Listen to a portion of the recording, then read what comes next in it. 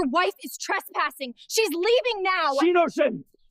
She outranks you by several lifetimes. She was already on the phone with 911 when I stepped onto the porch, her voice sharp enough to cut through the early morning air.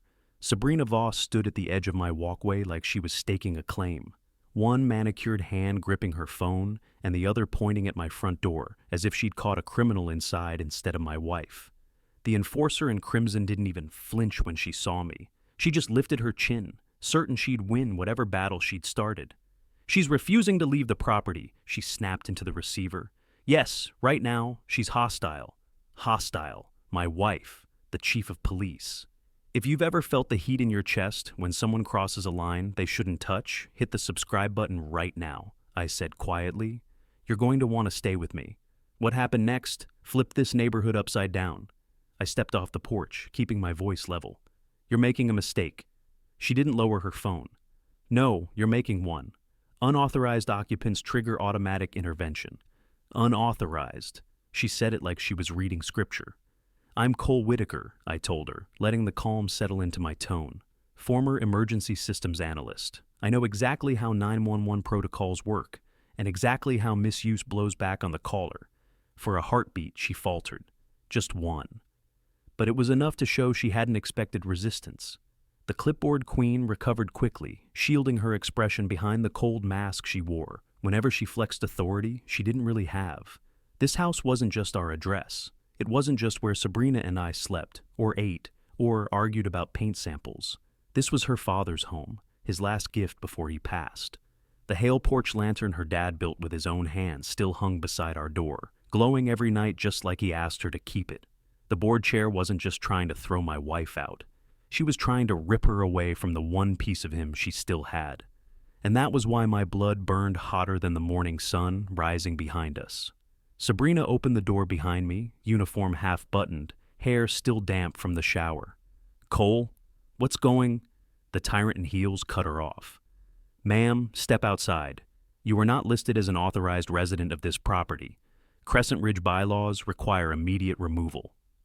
I almost laughed, not because any of it was funny, nothing about this was funny, but because the board chair had no idea who she was talking to. No idea that the woman she was accusing of trespassing commanded every patrol in this county. No idea that the intruder she was reporting to 911 supervised half the officers rushing toward our street. Sabrina blinked once, then twice. Is she serious? Dead serious, I muttered, and dead wrong. The officer of rules strode up behind Sabrina Voss, snapping photos like he was documenting a crime scene. The clipboard queen moved closer, whispering something about liability and forced eviction, as if reciting lines she'd rehearsed. My heart hammered once, hard, before settling into something colder, something steadier. Where are you watching from? I asked the viewer, locking eyes with the woman trying to rewrite my life with a phone call. She didn't know the truth yet, but she would. The moment those responding officers arrived and recognized their own chief, everything Sabrina Voss built on intimidation would collapse. And she had no idea the storm she'd just called onto herself. The sirens weren't loud yet, but I could hear them, faint, rising, threading through the quiet morning, like a warning the neighborhood wasn't prepared for. Sabrina Voss heard them too. The board chair straightened her spine, gripping her phone tighter, her expression hardening as if the approaching units were proof that her fabricated authority actually meant something. The enforcer in crimson looked almost victorious, like she'd summoned a force she believed she controlled. Sabrina stepped onto the porch beside me, disbelief tightening her jaw. She really called them? I nodded once. And she thinks they're coming for you. The clipboard queen took that moment to stride closer, her tablet raised as if it were a badge. Per Crescent Ridge regulations, she declared, unregistered occupants, especially those refusing to comply, will be removed for community safety. Removed. Community safety. They tossed these phrases around like weapons because they expected people to bow to them. But standing here, with the hail porch lantern glowing beside us, it only reminded me why this wasn't just about HOA power. This was about protecting a legacy. Sabrina's father built this home. He carved his initials into the beam above the porch. He raised her here, taught her what justice meant here. And now, the tyrant in heels wanted her dragged out like a stranger. Sabrina folded her arms, calm but simmering. You have no jurisdiction over who lives in my house. It's not your house, the board chair snapped. Our records don't list you. I wonder why, I said quietly, watching her flinch. Because I recognized the pattern.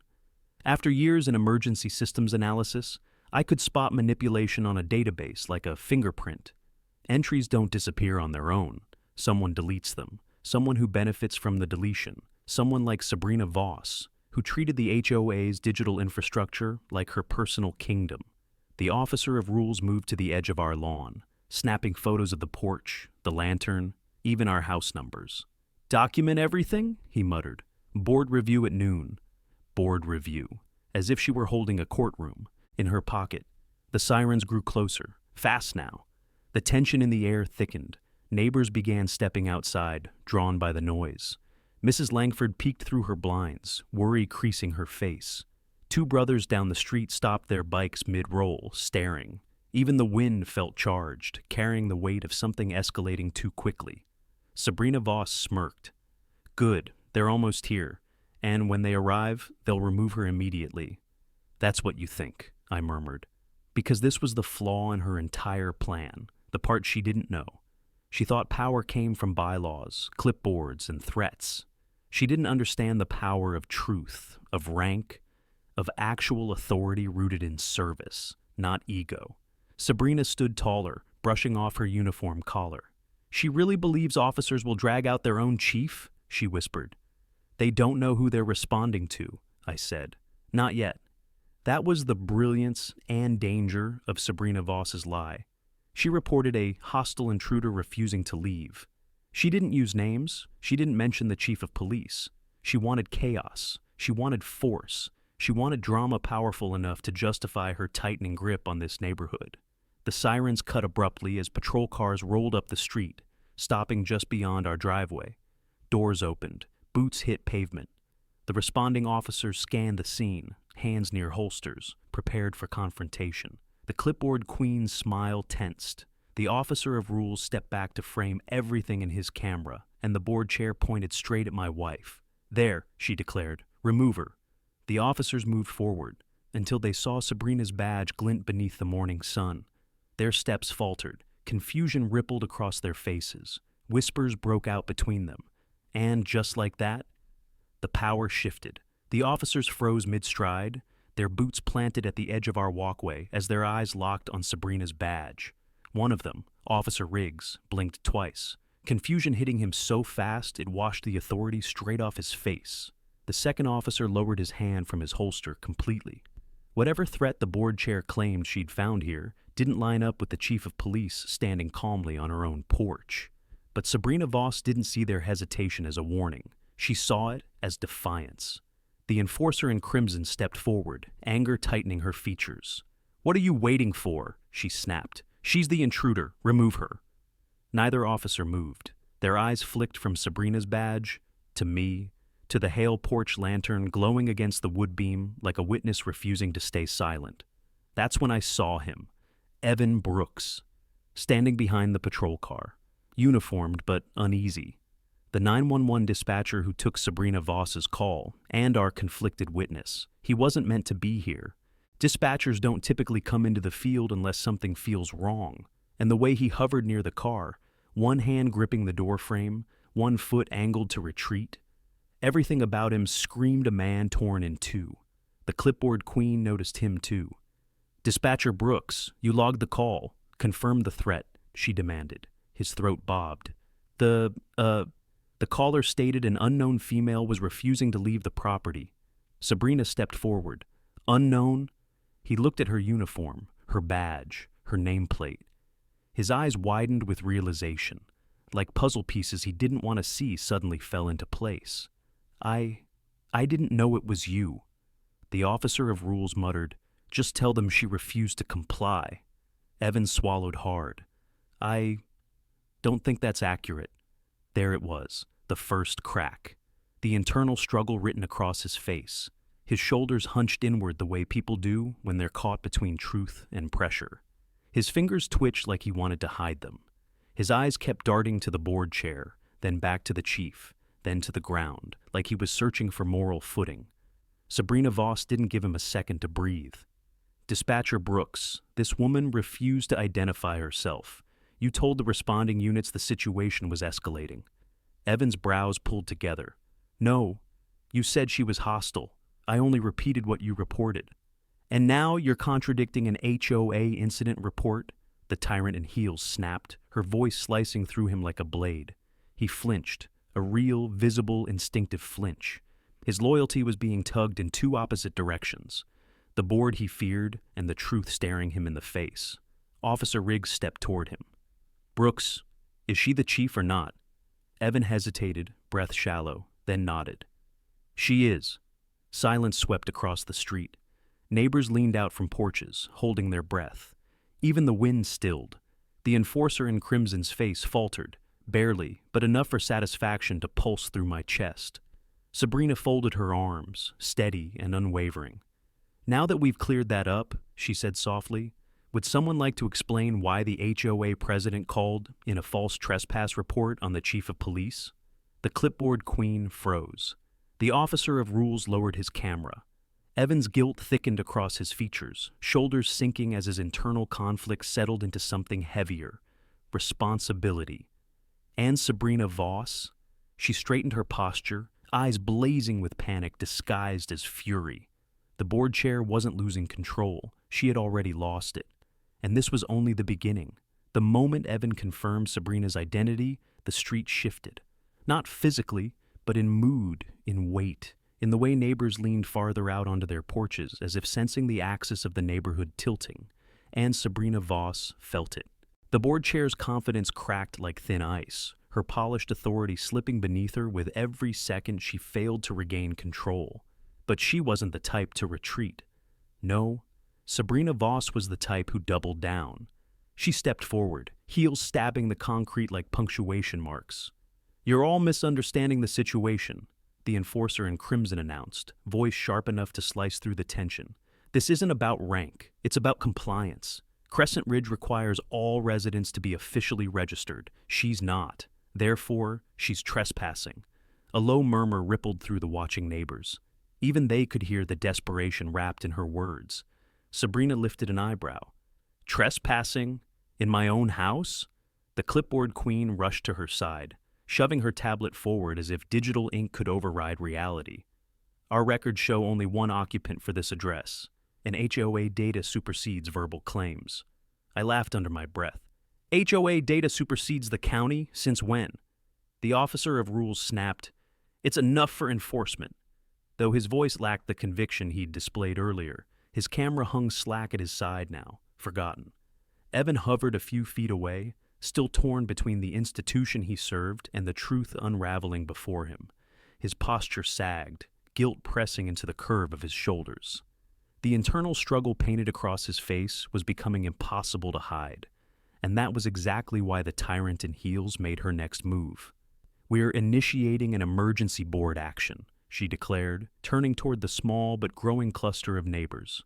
Effective immediately, this property is under compliance review. No one enters or exits without HOA authorization. A gasp rippled through the group. Mrs. Langford raised a trembling hand to her mouth. A father holding his toddler shook his head in disbelief. You can't blockade a private residence, Sabrina said quietly. Too quietly. That tone always meant she was approaching a line someone else didn't want her to cross. The board chair lifted her chin. We can when community safety is at risk. And there it was. The familiar weapon. The fabricated phrase she used to justify everything. Safety from what? I asked, stepping closer. A homeowner? A wife? A chief? You're interfering, Mr. Whitaker, the enforcer in crimson hissed. This doesn't concern you. She's my wife, I shot back. It concerns me more than anyone here. The clipboard queen flicked her eyes across her screen, scrolling rapidly. I'm flagging this residence for emergency override. Once filed, officers will be mandated to remove unregistered occupants pending review. Evan's head snapped up. Wait, override? You never mentioned that on the call. Because it wasn't relevant at the time, the tyrant in heels said smoothly. He swallowed, throat visibly tight. You can't file an override without evidence. not after what happened last month with the Jensen case. The board chair's glare whipped toward him like a blade. "Stay in your lane, dispatcher." But he didn't step back. Not this time. Sabrina looked toward him, reading everything in his eyes. The doubt, the regret, the fear of choosing wrong. "Evan," she said softly, "is there an override request attached to that call?" He shook his head, slowly, reluctantly. No, there wasn't. And that single sentence shattered the last thread Sabrina Voss had been clinging to. She straightened, fury pulsing across her face. "If the HOA records are incomplete, I will correct them myself." She turned abruptly toward the street. Board meeting, noon, mandatory attendance.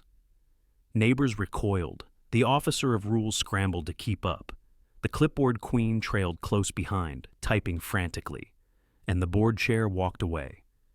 But not in victory, in retreat, a temporary one that promised escalation. Because Sabrina Voss didn't lose battles.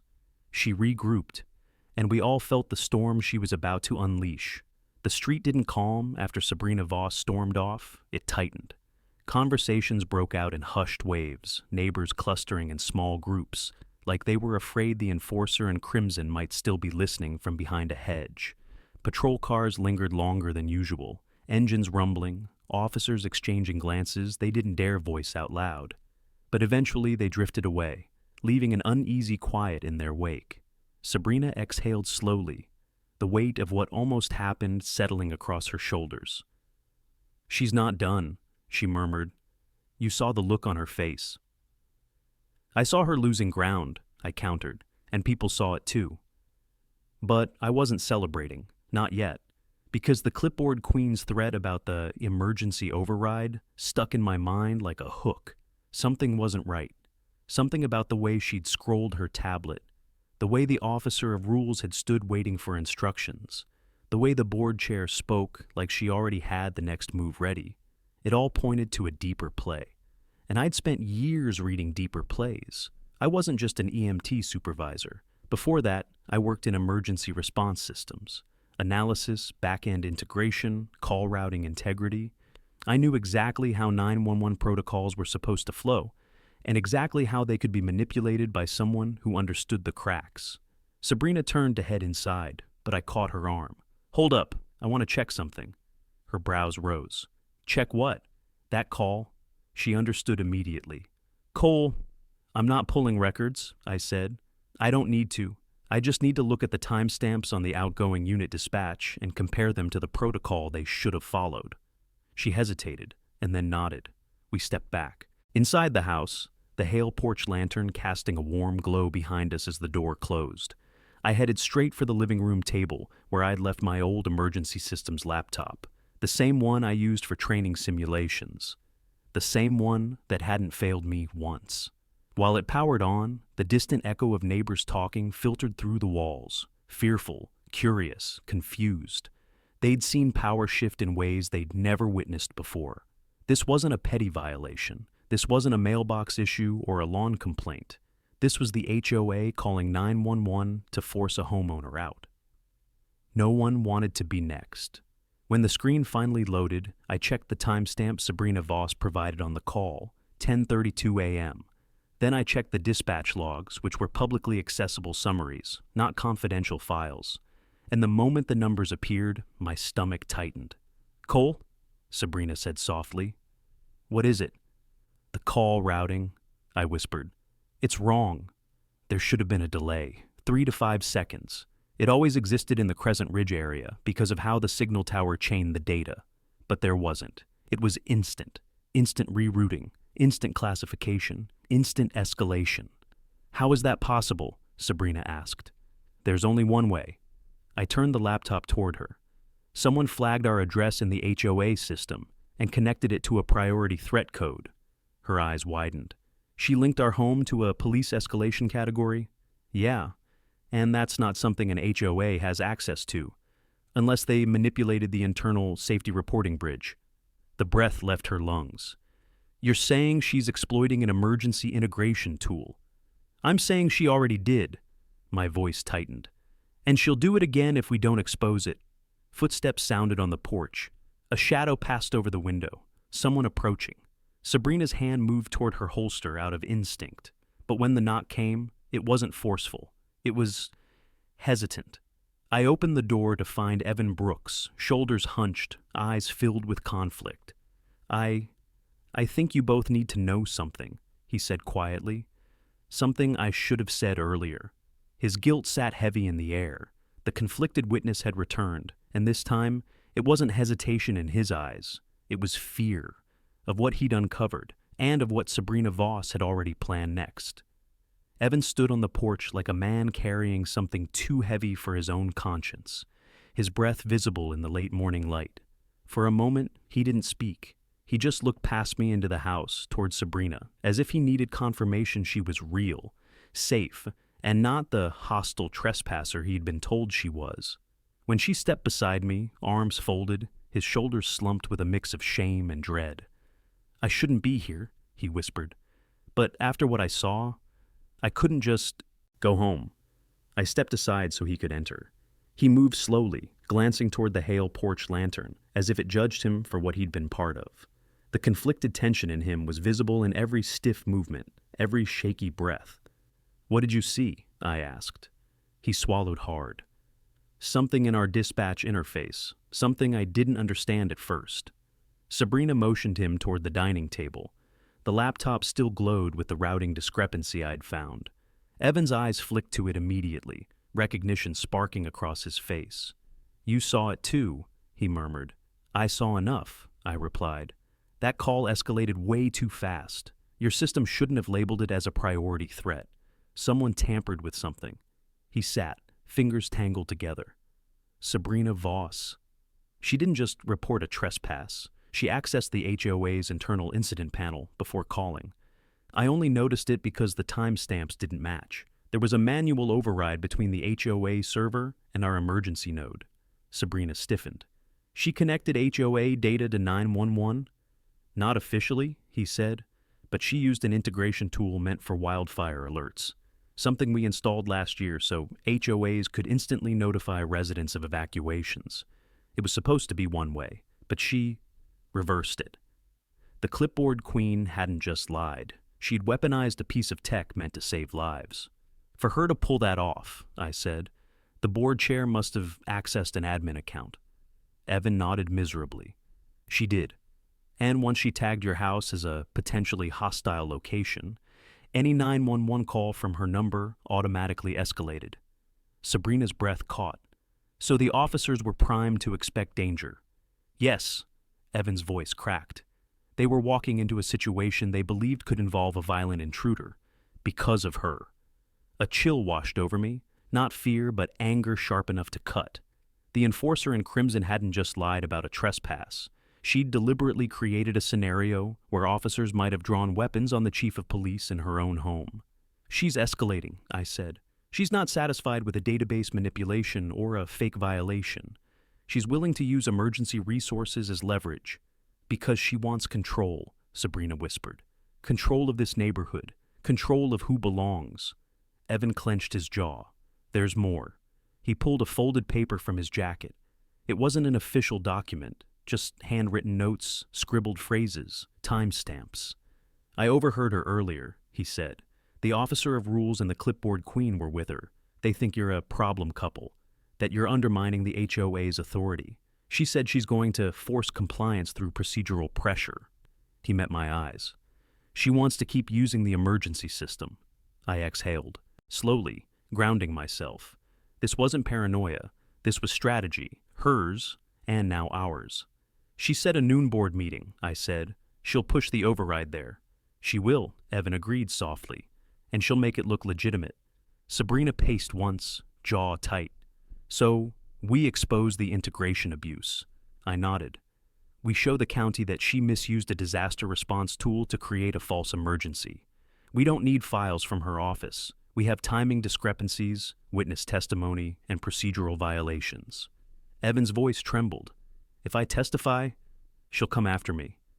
You won't be alone, Sabrina said. He looked between us, fearful but resolved. What do we do? He asked.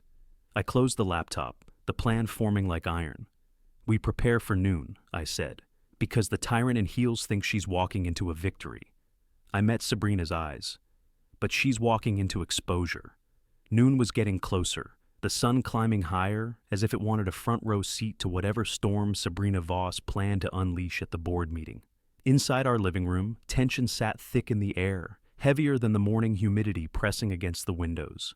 Evan hadn't moved from the dining table. He sat hunched forward, elbows braced, eyes flicking between the laptop screen and the front door, like he expected the tyrant in heels to kick it in at any moment. He wasn't wrong to fear her, but fear wasn't why he came back.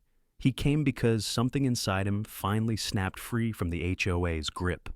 Sabrina stood near the porch window, arms folded as she watched neighbors drift across lawns, worried parents, retirees whispering behind hedges, people who'd lived under the board chair's control so long they didn't remember what independence felt like. The enforcer in crimson had turned Crescent Ridge into a neighborhood that flinched at clipboards and citations. And now she was ready to use a board meeting to justify the most dangerous abuse yet. Evan rubbed his palms together, nervous energy trembling through him. "I need to tell you everything," he said suddenly. "Not just what I overheard, all of it." I sat across from him, steadying my breath. "We're listening." He swallowed hard. "This morning, before she came to your house, I saw her in the HOA office. She had the officer of rules and the clipboard queen with her. They were looking at the same integration dashboard I use at dispatch, only she wasn't supposed to have access to that version." Sabrina turned from the window. "Which version?" "The emergency bridge," he said. "The one meant for wildfire alerts, amber alerts, things that need immediate mass communication. She used her board chair credentials to bypass restrictions. I didn't realize what she'd done until after the call came through." Anger prickled beneath my skin, sharp and electric. "What exactly did you hear?" He let out a slow exhale. "She told them she was done waiting for compliance, that your house was a threat to community structure, and she said she had a way to fast-track enforcement. The clipboard queen asked if the police would respond faster, and Sabrina Voss said—" He paused, voice breaking. "She said, they always do when they think it's dangerous." Sabrina's eyes hardened, fury simmering behind her calm exterior. She exploited police assumptions. Evan nodded miserably. "She wanted them to treat you like a threat. She wanted a dramatic removal she could use as justification." My pulse tightened. "And the override she mentioned? That's the worst part." He slid his notes across the table. "She plans to file a behavioral risk classification on your property at the meeting. It'll look like it came from multiple complaints, but the officer of rules already drafted the entries. Fake timestamps, fake signatures." A coldness spread through my chest. Not fear, but clarity. "She's manufacturing evidence." "She is," Evan said, voice trembling. "And if she files it, the system will automatically escalate any future HOA report tied to your address. Even a noise complaint." Sabrina inhaled sharply. "She wants perpetual authority over who enters or leaves our home." "She wants control over you," Evan corrected softly. "She thinks removing the chief will prove the HOA can override anyone."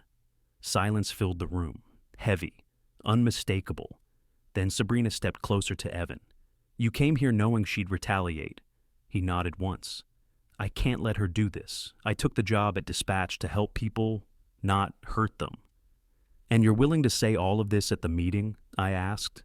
He hesitated, but not from doubt, from courage being born in real time. His jaw tightened, and he met my eyes with a steadiness I hadn't seen in him before. "Yes," he said. "I'll testify. I'll tell them everything I saw." Relief pulsed through me, brief but real, because this was the turning point. The conflicted witness had chosen a side, but he wasn't finished. "And there's one more thing," he whispered. "Something she doesn't know I overheard." Sabrina and I both leaned in. Evan swallowed.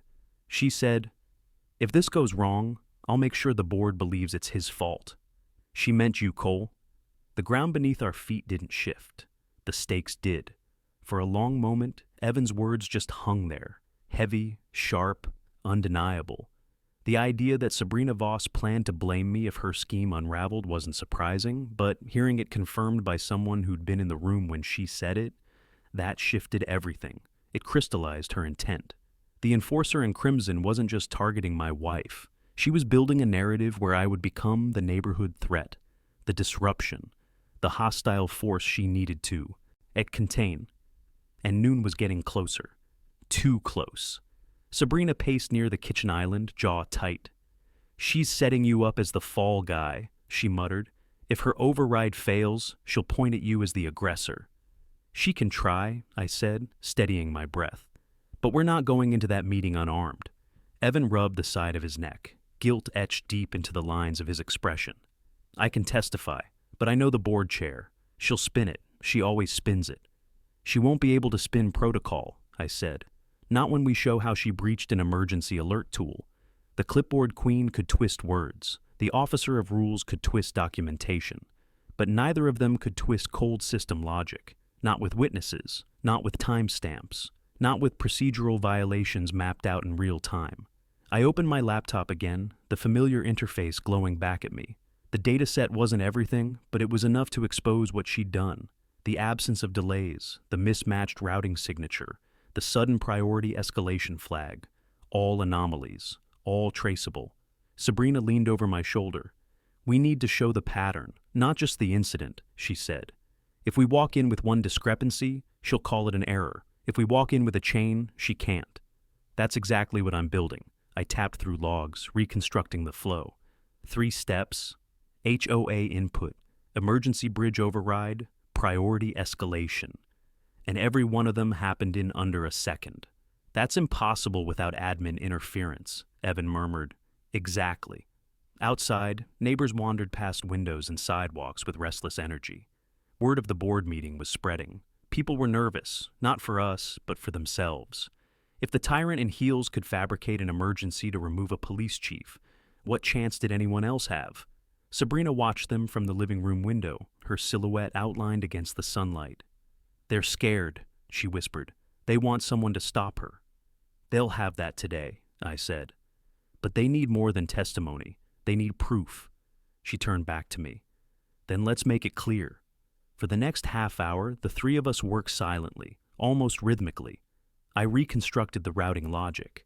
Sabrina cross-referenced the county regulations she knew by heart. Evan reviewed his notes, rehearsing the sequence he'd deliver.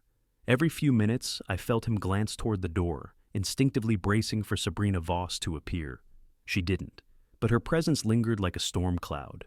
By the time my model finished compiling, the evidence formed a clean, undeniable arc. "It's ready," I said quietly. Sabrina stepped closer. "Cole, this is airtight." "It has to be." I closed the laptop gently. "Because she's going to attack once we walk into that meeting. She'll come after you, me, Evan. Anyone who threatens the narrative she's built." Evan inhaled shakily. "I'm afraid, but I'm still going." Sabrina placed a hand on his shoulder. "Courage doesn't mean you're not scared. It means you still do what's right." He nodded, tiny but certain. The clock on the wall ticked. 11:42 a.m. The board meeting was minutes away. I stood, pushing my chair back. "All right," I said. "Time to prepare for the last thing she expects." "And what's that?" Evan asked. "A room she can't control." I grabbed the laptop. Sabrina clipped her badge to her belt. Evan steadied his breath. The clipboard queen, the officer of rules, and the board chair were waiting. But for the first time, they weren't the ones holding the advantage. We were. By the time we stepped outside, Crescent Ridge felt different, charged, watchful, like the neighborhood itself was holding its breath. Clusters of residents stood along sidewalks and driveways, whispering behind hands, eyes tracking us with a mixture of fear and fragile hope. They all knew something had snapped this morning, and they all knew Sabrina Voss would not walk into that board meeting quietly. The tyrant in heels never did anything quietly. The walk to the clubhouse wasn't long, but every step felt like moving deeper into enemy territory. Evan walked between Sabrina and me, shoulders tense, glancing over his shoulder every few seconds. "She's going to see me walk in with you," he muttered. "She'll know I'm testifying." "She's already planning to blame Cole," Sabrina reminded him gently. "You're not changing her plan. You're stopping it." He nodded, swallowing hard. "Right." The Crescent Ridge clubhouse came into view. A pristine building with polished stone pillars, a manicured entry garden, and a large community bulletin board filled with rules more than events. And in front of the doors stood the enforcer in crimson herself, flanked by the clipboard queen and the officer of rules. They looked like a panel of judges waiting for sentencing to begin. When she saw us, her eyes narrowed. "You're late," she snapped. "It's 11:55, I replied. "The meeting's at noon." "Board members arrive early," the clipboard queen said, tapping her tablet as if that validated her existence. "I'm not a board member," I said, and thank God for that. A few neighbors near the entrance stifled gasps. Sabrina Voss straightened, heels clicking against the stone as she marched toward me. "This meeting is to address dangerous non-compliance on your property. If you intend to disrupt it, you can leave." "I intend to attend," I said, "and to correct the record." Her gaze flicked to Evan, just a flicker, but it carried so much venom, he flinched. "Dispatcher Brooks," she said, voice dripping with false politeness. "You're here to provide procedural support, correct?" Evan's breath hitched. "No," he whispered, "I'm here to testify." The clipboard queen's eyes widened. The officer of rules muttered under his breath, and the board chair's smile broke like cracked porcelain. But she recovered fast. Of course she did. "So the chief coerced you," she said, turning to the small crowd forming behind her. "Good to know." Sabrina stepped forward, voice firm. "No one coerced anyone. And if you continue accusing officers or dispatchers of misconduct without evidence, I'll add that to my report." A ripple moved through the growing group of neighbors. The board chair didn't like witnesses, especially ones who weren't under her control. I moved toward the double doors. "Let's go in." "Oh no," the enforcer in crimson said sharply, blocking the entrance. "This meeting is for board members and residents in good standing." "I'm a homeowner," I said, "and so is my wife." Her smile twitched. "Not according to our records?" "According to county property records," Sabrina countered, "I am legally listed as co-owner. If you exclude me, you're violating open meeting statutes." The clipboard queen froze. "Open meeting statutes?" "She doesn't know what those are," the officer of rules muttered. I stepped closer to the board chair until she had no choice but to meet my eyes. "You want to run this like a courtroom? Fine. But you don't get to control who testifies." She leaned in, voice dropping to a hiss. "You think you can build a case against me with one glitch and a scared dispatcher?" "No," I said, lifting the laptop under my arm. "I can build it with a system model, protocol violations, timing logs, misuse of emergency tools, and the testimony of multiple witnesses." Her jaw twitched, panic flickered for just a fraction of a second behind the board chair's icy stare, because now she knew. She wasn't facing a scared couple on a porch. She was walking into a room full of people she no longer controlled, and as the clubhouse doors finally opened, the crowd followed us inside. Sabrina Voss was entering her own meeting, but for the first time, she wasn't the one running it. The moment we stepped inside the Crescent Ridge clubhouse, the atmosphere shifted into something tighter, more suffocating. Dozens of folding chairs had been arranged in rigid rows, facing a long table where Sabrina Voss and her board sat like self-appointed monarchs awaiting subjects. The enforcer in crimson perched at the center, hands folded neatly, chin lifted high, as if this entire room still answered to her. The clipboard queen hovered beside her tablet like it was a sacred tablet of law. The officer of rules sat stiffly, camera ready, hoping intimidation would do what facts couldn't. But today, intimidation was losing its shine. Neighbors filled the seats, the elderly young couples, parents with strollers, people who'd lived under the board, chairs control for far too long. Their eyes shifted between us and the front table with a mixture of dread and anticipation. They were here for a reckoning, whether they admitted it to themselves or not. Sabrina Voss tapped her gavel sharply. "This emergency session of the Crescent Ridge Board is now in order. Our first agenda item, addressing the dangerous non-compliance at the Whitaker residence." A murmur rose. Dangerous. She always chose words designed to land like blows. I stepped to the aisle, ignoring the warning glare from the clipboard queen. "Before you start rewriting history, we'd like to make a presentation." The board chair smirked. "You're not recognized to speak. County statute on open residential meetings says otherwise, Sabrina said from behind me, her voice carrying enough weight to shift several heads in our direction.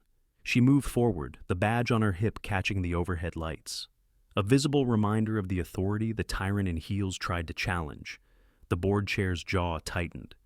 Very well, 5 minutes. No, I said.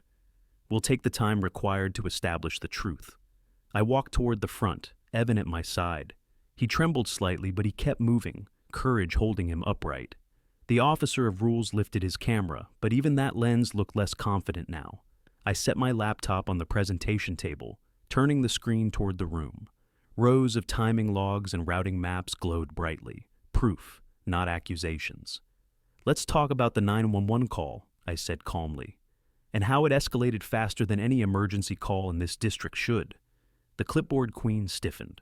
The board chair narrowed her eyes. I clicked the first timestamp. This is the call initiation. This, I tapped the next line, is the automated escalation. The delay between them should be at least 3 seconds, but instead, I clicked again. 0.1. Gasps echoed behind us. Even the officer of rules lowered his camera a little. That only happens when someone manipulates the emergency bridge integration, Sabrina added, stepping forward. The system designed for wildfire evacuations. A tool meant to save lives, not enforce HOA rules. The clipboard queen shot to her feet. You're twisting the data! No, Evan said, voice shaky but loud. She's right. All eyes turned to him. I saw her use the panel before she made the call, he continued. The board chair accessed the bridge. She purposefully classified the Whitaker home as a threat residence. Whispers spread like wildfire. Mrs. Langford gasped loudly. The officer of rules muttered something under his breath. Sabrina Voss slammed her palm onto the table. You're lying. No, I said quietly. You're exposed. I clicked to the final slide. The chain of override attempts she'd queued for today's meeting. Manufactured evidence. Time-stamped. Fraud.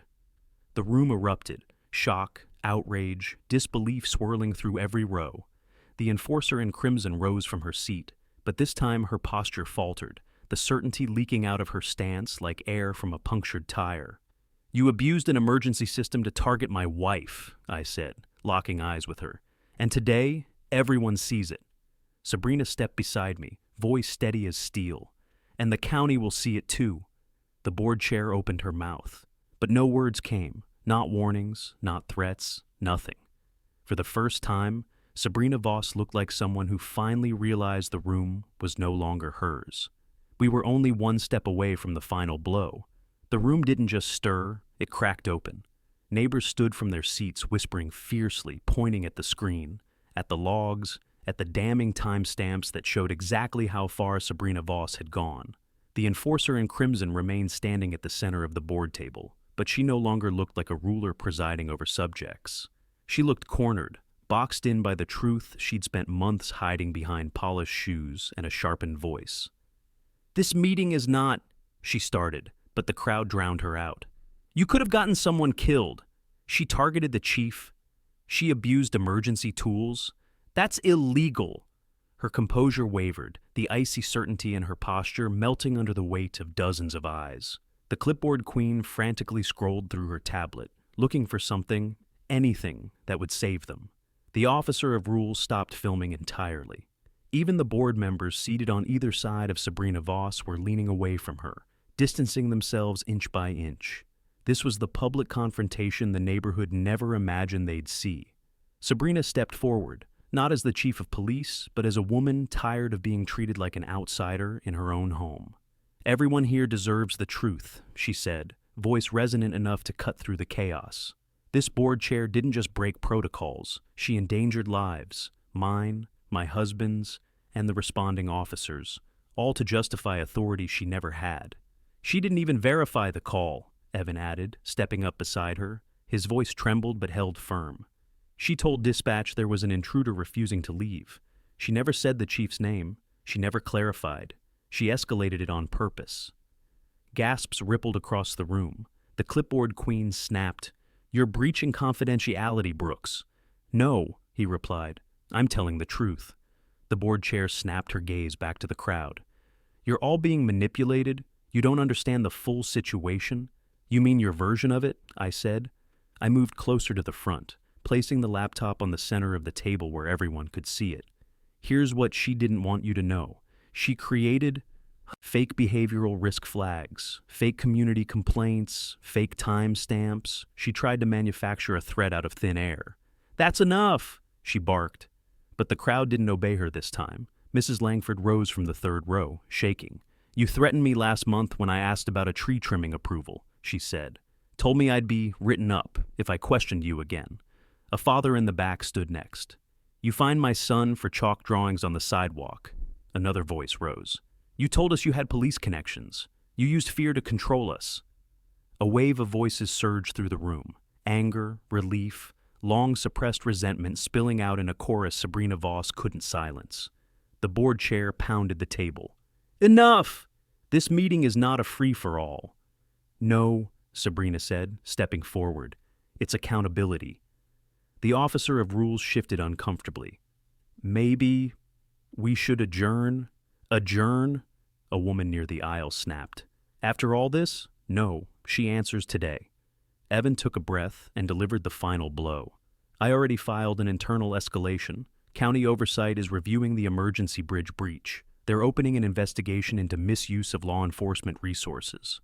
Silence dropped like a hammer. The enforcer in Crimson's face drained of color, the truth slamming into her like a physical force. Panic flickered in her eyes. Real panic, not the staged urgency she wielded like a weapon. "You went too far," I told her quietly. "Way too far." Sabrina rested a hand on my shoulder. "And it ends today." Residents began chanting, not loud, but unified. "Remove her, remove her, remove her." The board members exchanged terrified glances. For the first time in her reign over Crescent Ridge, Sabrina Voss was powerless, and everyone in the room knew it. The chanting didn't stay soft for long. It grew layer by layer as more neighbors stood, voices rising with the kind of anger that only comes from years of being pushed, intimidated, and silenced. The tyrant in heels tried to glare them down, but for the first time since she claimed the Crescent Ridge throne, not one person looked away. Power wasn't in her shoes, her clipboard, or her voice anymore. It was in the room, in the people, in the truth finally laid bare.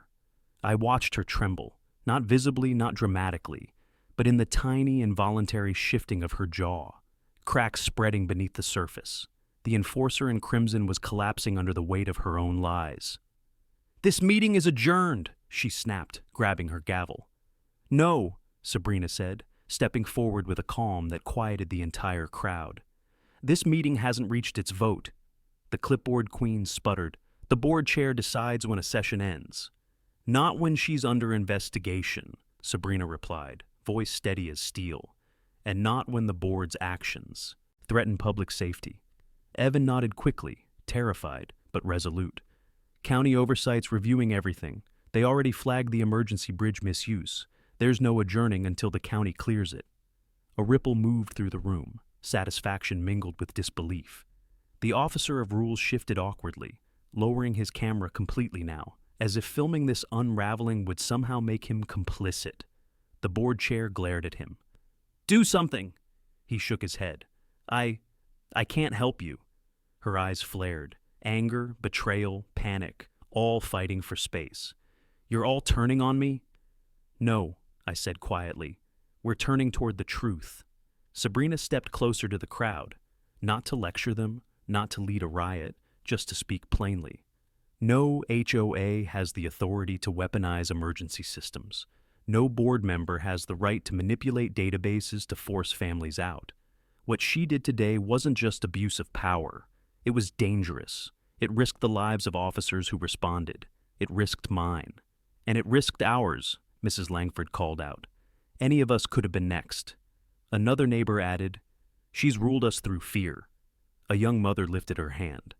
"I didn't let my kids draw chalk on the sidewalk for months because I was afraid she'd fine us again." Whispers turned to confessions. Confessions turned to testimonies. Testimonies turned to a wave of courage. The clipboard queen backed away from the table, tablet pressed to her chest. We didn't know the full extent." "Didn't you?" Evan said softly. "Or didn't you want to?" The officer of rules muttered, "This is bad, really bad." I stepped beside Sabrina, laptop still in my hand. We have everything we need, I told her quietly.